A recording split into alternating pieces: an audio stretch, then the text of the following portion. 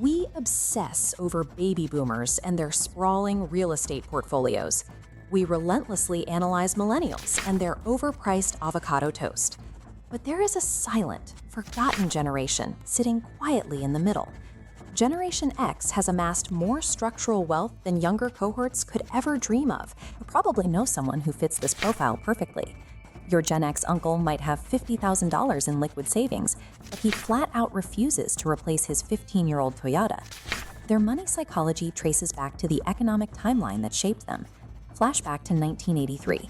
A kid watches their father deposit a physical paycheck into a traditional bank. The system was predictable. Work hard for 15 years at the same company, earn a guaranteed corporate pension, and retire comfortably. The formula worked perfectly. Now, flash forward to the year 2008. That same kid is 35 years old.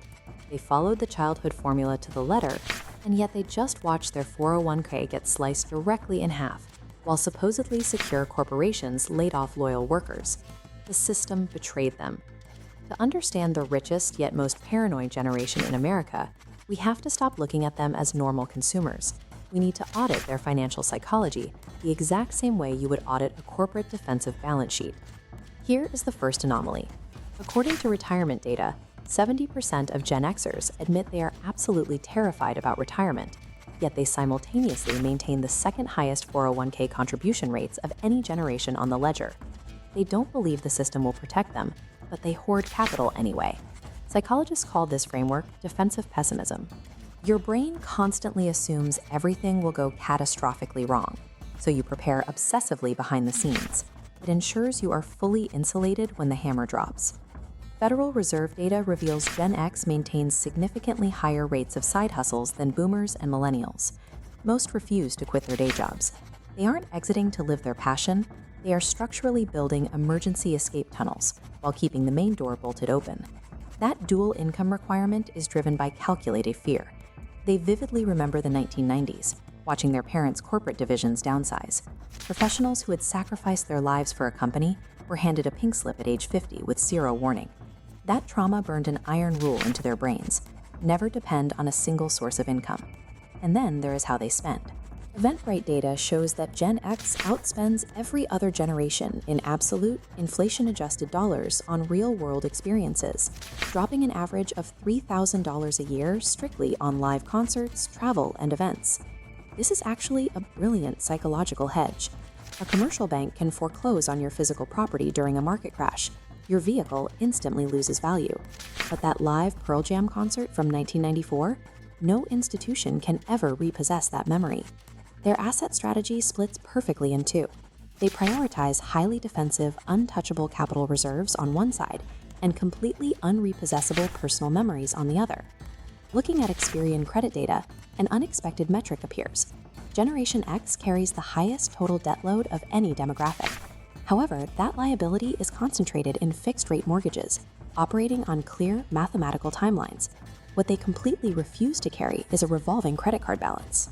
Research from the University of Michigan confirms that witnessing the explosion of predatory consumer credit in the 1980s taught Gen X a harsh lesson. They learned early on that revolving debt is pure financial chaos, a quicksand that compounds against you indefinitely. Then they watched the 2008 subprime crisis play out in real time. They saw complex, variable financial instruments destroy their peers' home equity. The takeaway wasn't to avoid borrowing altogether. It was to only leverage debt that can be mapped to completion. For Gen X, debt is a tool, but it is only acceptable to use when the borrower maintains absolute mathematical control over the timeline.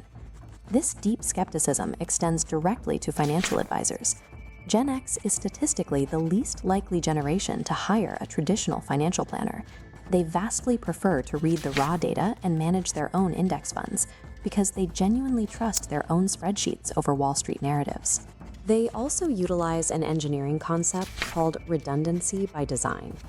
An AARP audit found that 61% of Gen Xers still maintain strict physical file cabinets for their critical financial and legal documents. Keep in mind, this is the generation that built the foundational framework of the modern internet. They are not technologically illiterate.